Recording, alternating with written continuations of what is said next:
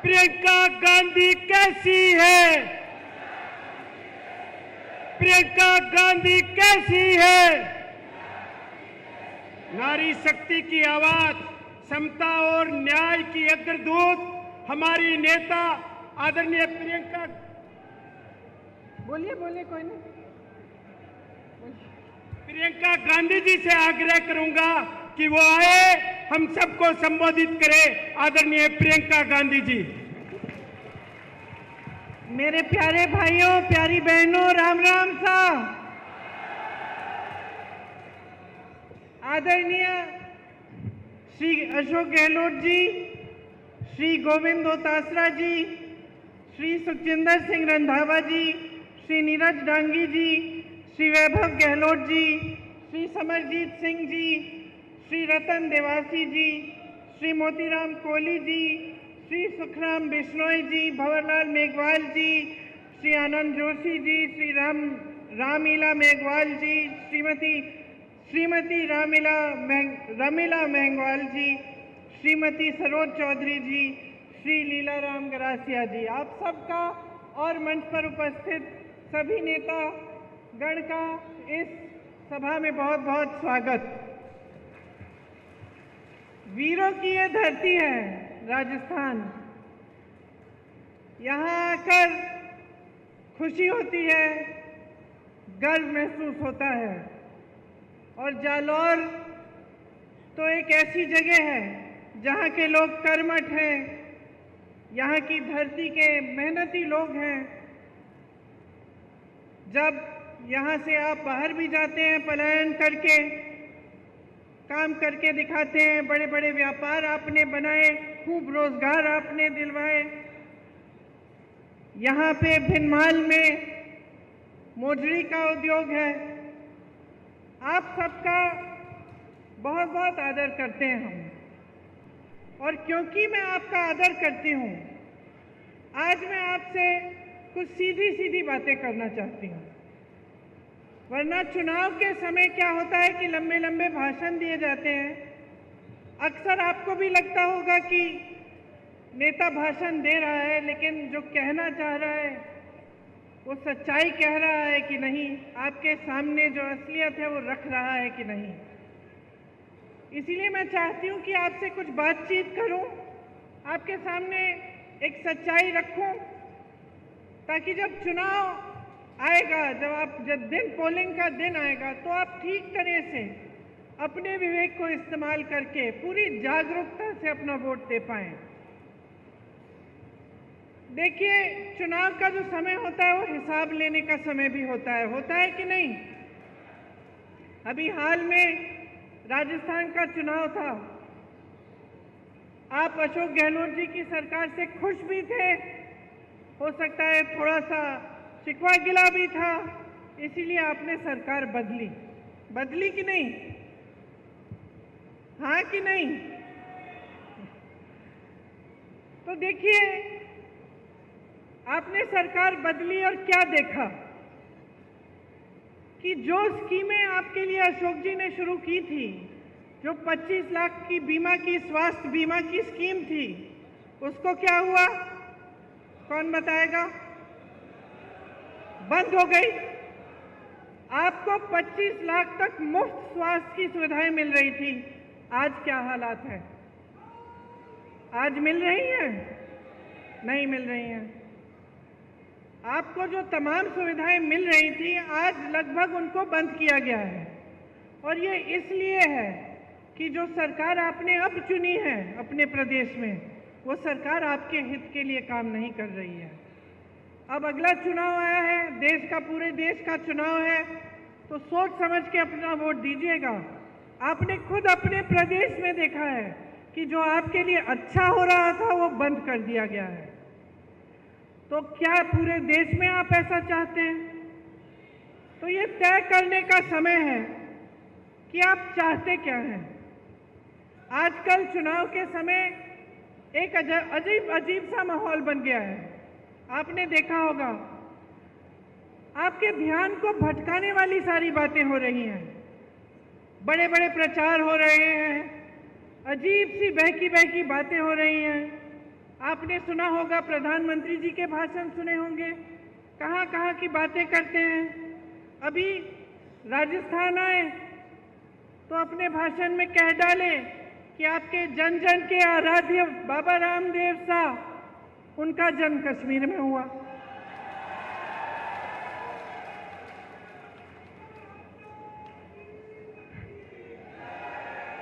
कभी वो अपनी झूठी वीरता दिखाते हैं, कभी शेखी मारनी होती है, कभी कबीरदास जी को गोरखनाथ जी से मिलवा लेते हैं अपने भाषण में, कभी गटर से गैस बनाते हैं, कभी बादल में मिसाइल छोड़ देते हैं, कभी मांस मछली की बात करते हैं, कभी ईमेल उस समय की बात करते हैं जब ईमेल था ही नहीं, उस जमाने की बात करते हैं कि मैंने तब ईमेल भेजा, कभी हवा में उड़ते हैं तो कभी समुंदर के नीचे चले जाते हैं।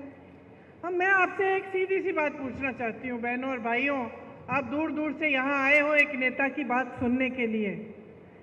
इन बातों से आपके जीवन का क्या मतलब है, बताइए। कोई मतलब है? मेरी बहनें यहाँ बैठी हैं, सबसे बड़ी आपकी समस्या आज क्या है? क्या है? महंगाई है। मुझे लगता है कि कुछ हो गया है मोदी जी को, समझ नहीं पा रहे हैं। क्या होता है ना, कई बार इतनी सत्ता हो जाती है कि लोग सच्चाई बताते ही नहीं हैं, घिर जाता है इंसान, चाहे उसके संघर्ष की कुछ भी उसका अनुभव होता है, लेकिन जब सत्ता इतनी हो जाती है लोग डरते हैं, अधिकारी डरते हैं, जो साथ में काम करते हैं वो डरते हैं कि असलियत ना बताएं, तो वो इंसान कट जाता है जनता से। और मुझे सचमुच लगता है कि मोदी जी कट चुके हैं देश की जनता से। कैसी कैसी बातें कर रहे हैं, जब आपकी समस्याएं सीधी सीधी महंगाई, बेरोजगारी सबसे बड़ी समस्याएं। 10 सालों में आप बताइए मुझे, महंगाई घटी है? बेरोजगारी बढ़ी है कि नहीं? बढ़ी है ना। आपको मालूम है बहनों, आज 45 साल में सबसे ज्यादा बेरोजगारी ये देश देख रहा है। किसकी बदौलत? मोदी जी की 10 साल की सरकार रही है। आज कह रहे हैं कि सिलेंडर को 400 में बिकवाएंगे, तो पिछले इतने सालों से 1200 में क्यों खरीदवाया? मेरी बहनें सिलेंडर भर नहीं पा रही थी, तब कहाँ थे मोदी जी? चुनाव नहीं था ना बहनें, इसलिए चुनाव नहीं था। अब चुनाव आ रहा है तो सिलेंडर का दाम घट रहा है, चुनाव आ रहा है तो महंगाई घटाने की कोशिश हो रही है। नहीं तो अब तक पेट्रोल डीजल के दाम क्या थे?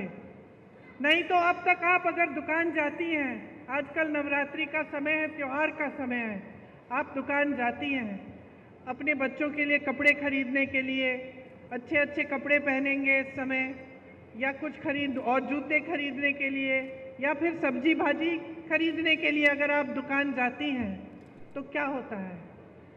घबराहट होती है कि नहीं कि आधी चीज़ें खरीद नहीं पा रही हैं? मुश्किल से आप पैसा इकट्ठा करती हैं। जब कोई बीमार होता है घर में तो इलाज के समय क्या होता है? जमीन बेच देते हैं, अपनी जमीन बेच देते हैं। बच्चों की शादी करानी पड़ती है तो क्या करते हैं? कर्ज लेते हैं। तो जब ये है आपकी स्थिति, जब आपका जीवन हर रोज आप संघर्ष कर रहे हैं, चाहे मेरी बहनें हों, चाहे मेरे भाई हों जो खेती का काम करते हैं, आप बताइए खेती में जो जो सामान आप इस्तेमाल करते हैं वो महंगे हुए हैं कि नहीं? पेट्रोल डीजल तो छोड़िए, लेकिन हर चीज पे आपको जीएसटी देनी पड़ती है कि नहीं? उससे क्या हुआ? आपकी मुश्किलें बढ़ी हैं। खेती किसानी में से जो नौकरियां, जो रोजगार मिलते थे वो बंद हो रहे हैं, क्योंकि खेती से कमाई नहीं हो रही है। जो सामान आपको इस्तेमाल करने होते हैं, चाहे खाद हो चाहे कुछ भी हो, उस पर जीएसटी भर भर के आपकी कमर तोड़ी जा रही है। महंगाई से आप जूझ रहे हैं, आपकी कोई सुनवाई नहीं है। ऐसे कानून लाए थे ये लोग कि सिर्फ बड़े बड़े अरबपतियों के फायदे के कानून, जब किसानों ने आंदोलन किया, दिल्ली में गए, महीनों के लिए सर्दी में बैठे, प्रधानमंत्री जी का घर कुछ किलोमीटर दूर था, प्रधानमंत्री मोदी जी निकले ही नहीं, बात नहीं की, सुनवाई तक नहीं की। ये नहीं सोचा कि लाखों किसान महीनों से सर्दी में बैठे हैं, उनकी कम से कम हम बात सुन लें। फिर क्या हुआ? उस समय उत्तर प्रदेश का चुनाव आ रहा था, उत्तर प्रदेश का चुनाव आ रहा था, किसान बैठे हुए थे बाहर दिल्ली के, महीने बीत गए, किसी ने पूछा नहीं। जैसे ही चुनाव आने लगा, मोदी जी ने काले कानून रद्द कर दिए। तो आप नीति समझिए और नीयत समझिए, इनकी नीयत ठीक नहीं है। इनकी नीतियां सिर्फ बड़े बड़े अरबपतियों के लिए हैं। आपने अभी कहा जमीन बेचते हैं अगर जरूरत पड़ती है, आपने कहा किसी की शादी होती है, जमीन बेचनी पड़ती है या कर्ज लेना पड़ता है। आपने देखा होगा कुछ दिनों पहले एक बड़े अरबपति के बेटे की शादी हुई, आपने देखा होगा कि किस धूमधाम से शादी की। ठीक है, बुरी बात नहीं है, जिसको जैसा करना है करे, लेकिन आपने कभी सोचा है कि इतना पैसा कहां से आ रहा है? इतना पैसा कहां से आ रहा है? इतना पैसा इसलिए है इन लोगों के पास क्योंकि मोदी जी ने इनके कर्ज माफ किए हैं। 16,000 करोड़ रुपए के इनके कर्ज माफ किए हैं। अब आप सोचिए, 16,000 रुपए का कर्ज था, माफ किया गया, और जो किसान सड़क पे बैठा हुआ अपना हक मांग रहा था, जो किसान 10,000 रुपए के लिए आत्महत्या कर रहा है, जो किसान कर्ज में डूब रहा है, उसका कर्ज माफ करने की बात ही नहीं।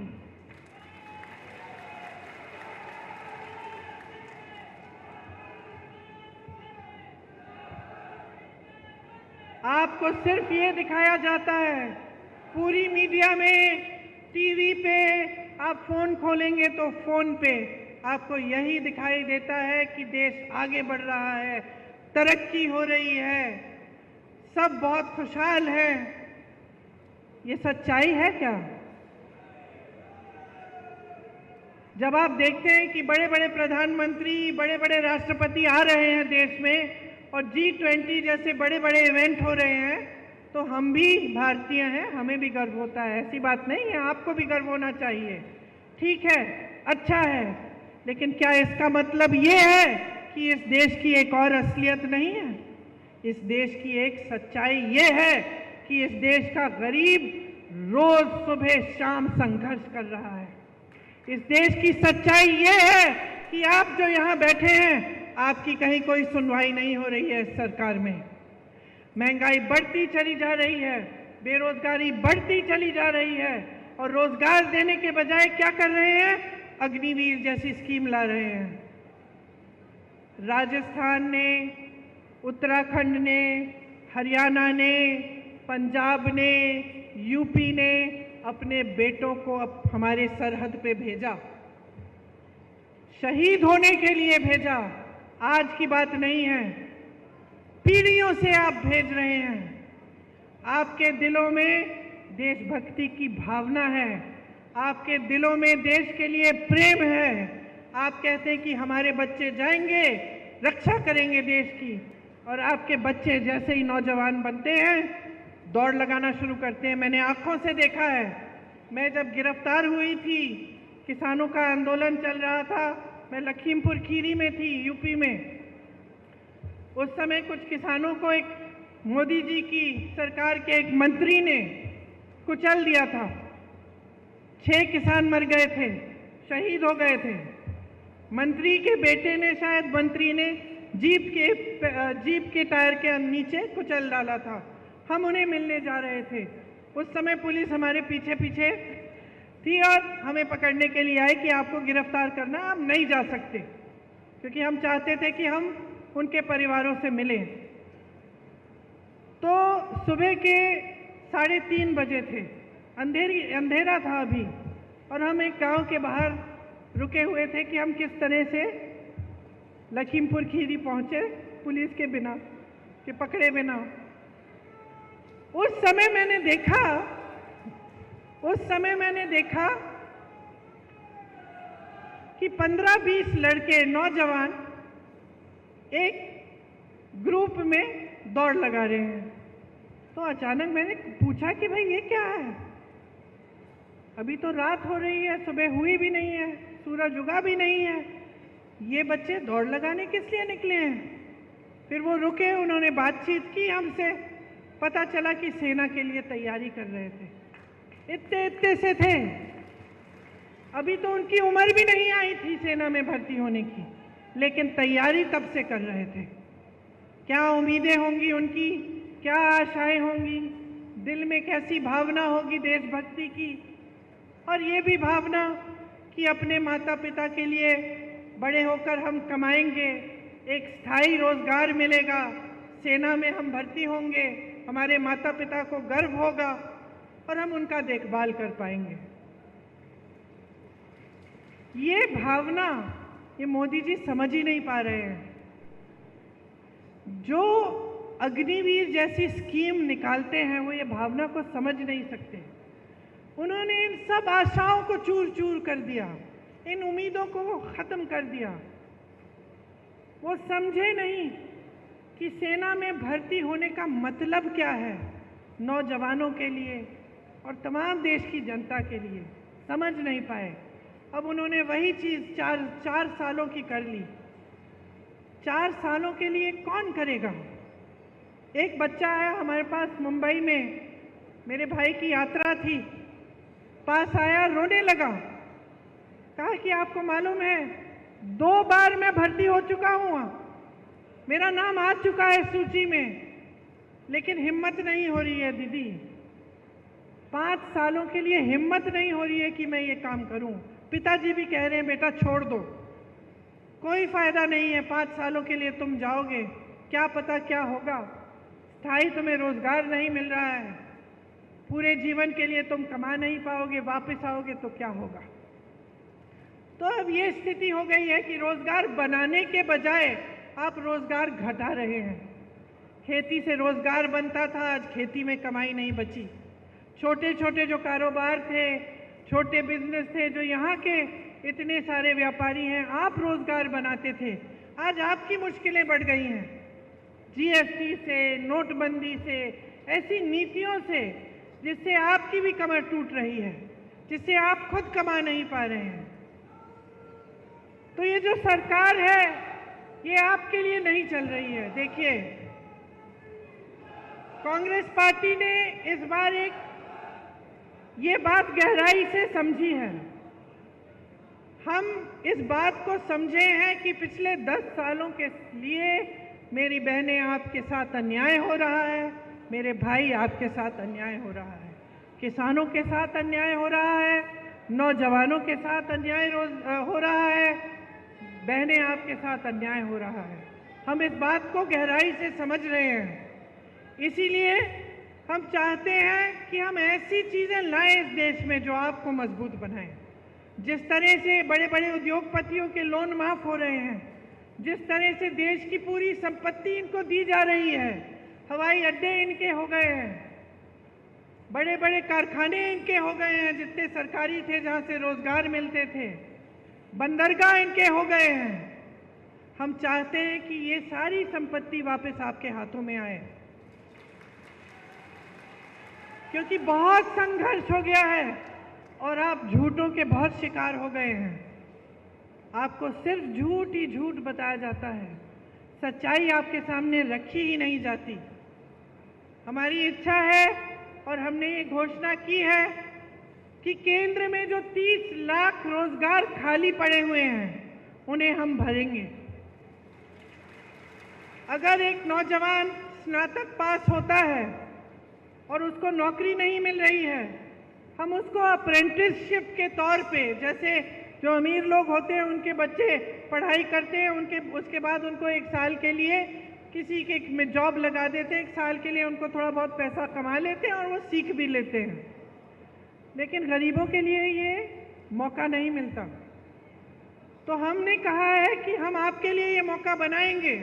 जो बच्चे स्नातक पास हैं उनको 1 लाख रुपए मिलेंगे अप्रेंटिसशिप करने के लिए। जो गिग इकोनॉमी में काम करते हैं, मतलब जो डिलीवरी के होते हैं, डिलीवरी स्कूटर पे डिलीवरी करते हैं या इस तरह के काम करते हैं, उनकी आजकल सामाजिक सुरक्षा नहीं है। हम उनको सामाजिक सुरक्षा देंगे। 5,000 करोड़ का हम एक फंड बनाएंगे जो सिर्फ नौजवानों के लिए होगा। आप ताली बजा रहे हैं, नौजवान हैं, अगर आप एक छोटा सा अपना कारोबार शुरू करना चाहेंगे, एक स्टार्टअप बनाना चाहेंगे, अपना छोटा बिजनेस, तो इस फंड से आपको पैसे मिलेंगे।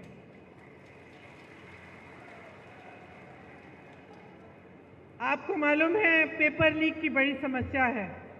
गहलोत जी भी जानते हैं कि राजस्थान में भी पेपर लीक हुए थे और ये एक बड़ी समस्या पूरे देश में है, सिर्फ एक प्रदेश की समस्या नहीं है।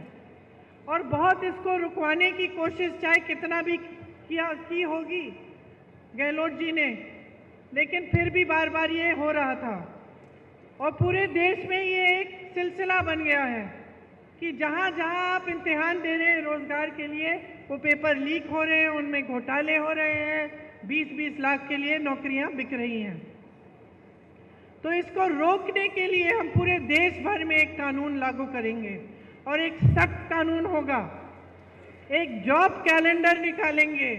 जॉब कैलेंडर का मतलब कि जिस दिन आपकी नियुक्ति होगी, जिस दिन आपका एग्जाम होगा, जिस दिन एग्जाम का रिजल्ट आएगा, वो पहले से तय करके जॉब कैलेंडर में आपको पता चलेगा। अगर किसी अधिकारी ने या किसी ने बेईमानी करने की कोशिश की, इधर उधर करने की कोशिश की, तो उस पर सख्त कार्रवाई होगी। ये कानून लाएंगे हम चाहते हैं कि आप अपने पैरों पे खड़े हों। बहनों, आपके लिए जो महिला सबसे बड़ी महिला है एक परिवार में, उसके लिए 1 लाख रुपए मिलेंगे सालाना, हर साल, ताकि आप कुछ बचत अपनी कर पाओ, ताकि ये घबराहट ना हो कि बच्चों के लिए कुछ खरीदना है, नई वर्दी खरीदनी है, नए जूते खरीदने हैं, पैसे कहाँ से आएंगे। इसीलिए हम आपको सशक्त बनाने के लिए ये कर रहे हैं। और जितनी भी सरकारी नौकरियां हैं पूरे देश भर में, उनमें से 50% महिलाओं को देंगे। आज सबसे शोषित देश में श्रमिक ही होता है, सबसे ज़्यादा संघर्ष करता है, खास तौर से जो पलायन करके जाते हैं। आपने देखा कोविड के समय किस तरह से अपने गांव-गांव तक पैदल चले, क्या हुआ उनके साथ। उनके साथ जैसे मैंने कहा, सुरक्षा नहीं होती है, वेतन भी जो जी चाहे वो दे देते हैं जो ठेकेदार होते हैं। तो हम चाहते हैं कि खास श्रमिकों के लिए स्वास्थ्य का अधिकार हम कानूनी गारंटी बनाएंगे, ताकि जांच से इलाज तक पूरी सेहत और देखभाल उनको मुफ्त में मिलेगी। राष्ट्रीय न्यूनतम मजदूरी हम तय करना चाहते हैं, ताकि आपको 400 रुपये प्रतिदिन के कम से कम कोई नहीं दे पाएगा। और जो शहरी क्षेत्रों के लिए, जैसे हमने यहाँ गांव के क्षेत्रों में रोजगार की गारंटी दी, आपको मालूम होगा मनरेगा कांग्रेस ने शुरू किया था, उससे 100 दिन का जो रोजगार था वो आपको गारंटी मिलता था। ये अलग बात है कि मोदी जी ने उसको भी कमजोर करने की कोशिश की। शहरों में भी आपको इस तरह की रोजगार की गारंटी कांग्रेस पार्टी देना चाहती है और दे के दिखाएगी। मैंने अग्निवीर की बात की। अग्निवीर की जो स्कीम है उसको पूरी तरह से हम रद्द करवाएंगे। जैसे पहले सेना में आप जाते थे मान सम्मान के साथ आजीवन काम करने के लिए, देश की सुरक्षा के लिए, वैसे आप फिर से जाएंगे। देखिए, मैंने किसानों की बात की। मैंने आपसे बताया कि जीएसटी आपके जो खेती के सामान है उस पर हम रद्द कराएंगे, कि एमएसपी आपको एक कानूनी आपका अधिकार बनेगा, कानून बनेगा कि आपको एमएसपी मिलना है। और जो आपका नुकसान होता है जब आपदा आती है, आपको उसका भुगतान अभी तक मिलता नहीं है।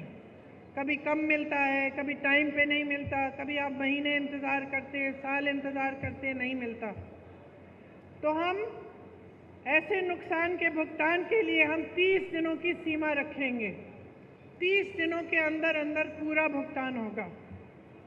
एक नई कृषि की आयात निर्यात की हम नीति लाएंगे। जो भूमिहीन हैं उनको ज़मीन वितरित करेंगे। ये सारी स्कीमें हम आपके लिए लाना चाहते हैं।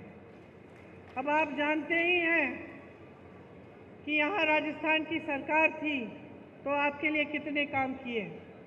आप जानते हैं कि कांग्रेस पार्टी ने जहाँ जहाँ गारंटी दी है वहाँ आज भी ये चीज़ें लागू हैं। हमने कहा था ओपीएस आप ओपीएस होगा, कर्नाटका में ओपीएस मिल रहा है, हिमाचल में मिल रहा है, छत्तीसगढ़ में जब हमारी सरकार थी मिल रहा था वहाँ पे। हमने कहा था महिलाओं को प्रति माह 2000 रुपये देंगे, कर्नाटका में आज मिल रहा है। हमने यही हिमाचल में कहा था कि 1500 रुपये प्रति माह मिलेगा, मिलना शुरू हो गया है। तो जो बातें हमने की हैं वो हमने करके दिखाई हैं। खोखली बातें नहीं हैं जैसे मोदी जी आपके सामने करते हैं कि 15 लाख आपके खाते में आ जाएंगे। अभी तक नहीं आए, 10 साल बीत गए हैं।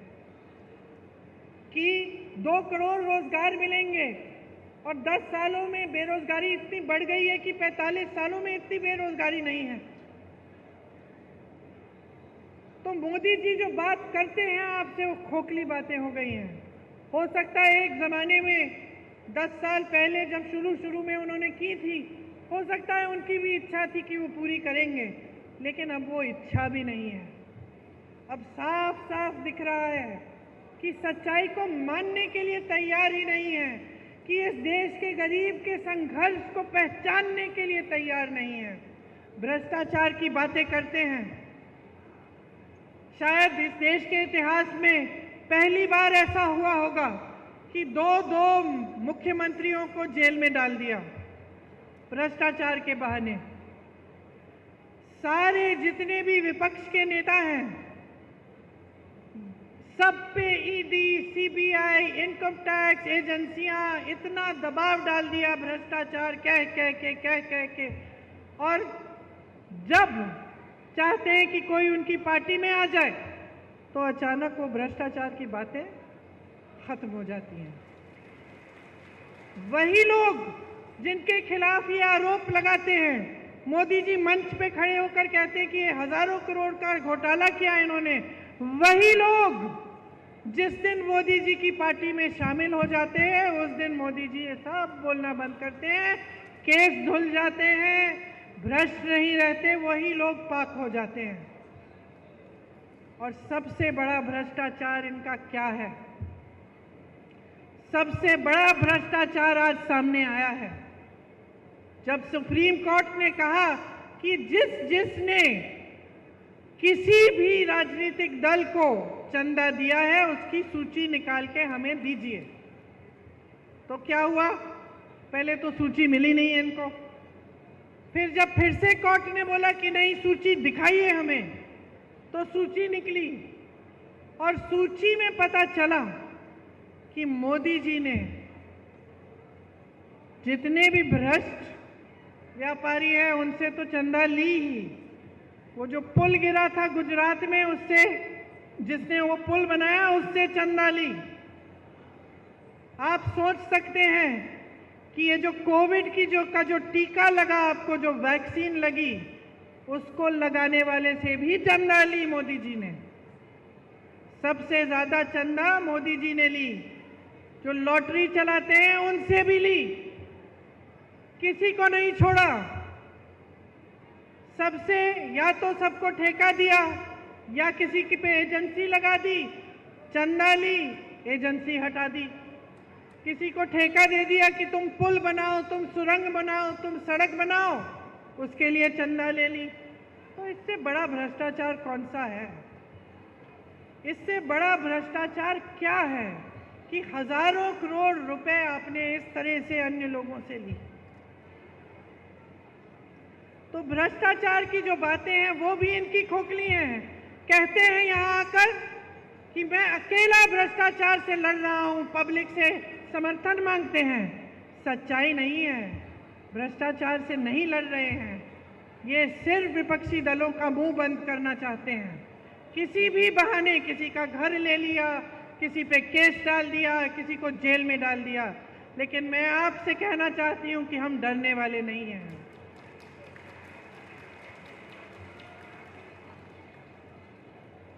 हम डरने वाले नहीं हैं, हम अपने रास्ते से भटकने वाले नहीं हैं। हम आपके लिए लड़ते रहेंगे, आपके लिए काम करते रहेंगे और आपकी सेवा करते रहेंगे। यही हमारा धर्म है और असली धर्म यही होता है। हर नेता का यही धर्म होना चाहिए। धर्म की बहुत बातें सुनते हैं आप, धर्म के नाम पे आपको बहकाया जाता है, लेकिन धर्म के नाम को जो अपनी सत्ता के लिए इस्तेमाल करता है वो धार्मिक नहीं होता है। धार्मिक इंसान वो होता है मेरी बहनें जो सेवा को समझता है, जो अपने पास वाले को, जो भाई बहनों की मदद करता है, जो सच्चाई बोलता है और जो धर्म का इस्तेमाल अपने लिए नहीं लेकिन लोगों की भलाई के लिए करता है। इसीलिए मैं खास आपसे आग्रह करने आई हूँ आज कि इनकी बातों में मत पड़िए। बहुत हो चुका है। आपने 10 साल अपना अनुभव देखा है, आपने संघर्ष किया है। इस बार इस चुनाव में आपका वोट किसी एक नेता को नहीं मिलना चाहिए। आपका वोट अपने ही पक्ष में जाना चाहिए। आपका वोट अपने लिए लगना चाहिए, डलना चाहिए। अपने बारे में सोचिए। 10 साल गुजर गए हैं, आपके बच्चे बड़े हो रहे हैं, आप मेहनत से कमा के उनको पढ़ा रहे हैं, लिखा रहे हैं, रोजगार नहीं मिल रहा है, घोटाले हो रहे हैं, खेती में कमाई नहीं हो रही है, महंगाई बढ़ रही है। क्या 5 साल और आप ये चाहते हैं? आप ऐसी सरकार चाहते हैं जो ऊपर से ऐसे दिखे कि आपको सोने का कोई डब्बा दे रहा है, डब्बा खोला तो कुछ खाली है, सब कुछ खाली है, और खूब प्रचार के साथ ये कहा जा रहा है कि आपको दे रहे हैं, दे रहे हैं, दे रहे हैं। इस गलतफहमी में मत पड़िए। अगर आपको दिया होता तो आज ये आपकी परिस्थिति नहीं होती।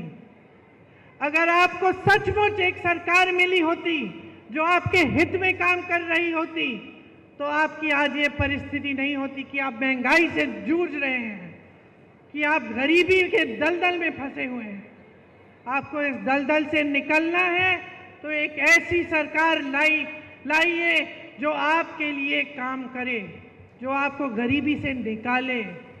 आपको मालूम नहीं होगा कि कांग्रेस की सरकार ने करोड़ों लोगों को गरीबी से निकाला और बीजेपी की ये जो सरकार है वापस उनको गरीबी में ढकेला है।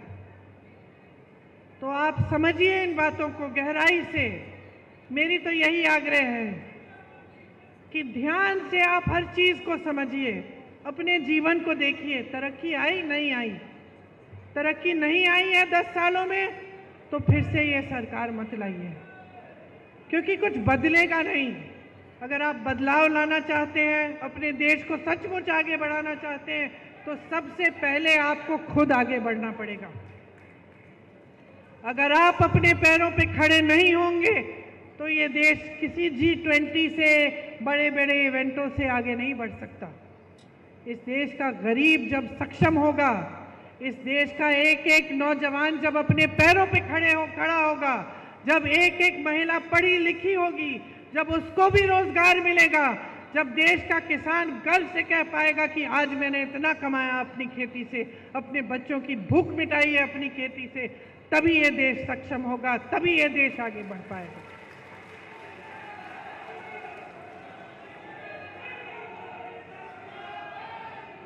तो जिस दिन चुनाव आएगा उस दिन मैं आपसे पूरी उम्मीद रखती हूं कि आप सोच समझ के अपना वोट डालेंगे। इस बार किसी मोदी सरकार को मत लाइए। ये जो बोलते हैं ना बार बार मोदी सरकार, बंद कर दीजिए इसको। इस बार जनता की सरकार लाइए। अपनी सरकार लाइए, कांग्रेस की सरकार लाइए, ताकि आप मजबूत बने, आपकी शक्ति आपके हाथों में आए, आपकी संपत्ति आपको वापस मिले और आपका हमारा देश आगे बढ़े। आपसे बहुत बहुत धन्यवाद कि आपने इतनी ध्यान से मेरी बातें सुनी। मेरी बहनों को घर भी जाना पड़ेगा, तो मैं आपको छोड़ती हूँ अब, और आपसे आग्रह फिर से करती हूँ कि आपने जिस तरह से मेरी बातें ध्यान से सुनी हैं, उतने ही ध्यान से, एकदम जैसे अर्जुन की आंख, मछली की आंख पर अर्जुन का निशाना, अर्जुन का ध्यान रहता था, उसी तरह से अपना ध्यान अपने ऊपर रखिए, अपने विकास के ऊपर रखिए। हिसाब मांगिए मोदी जी से और इनकी सरकार बदल डालिए। जय हिंद।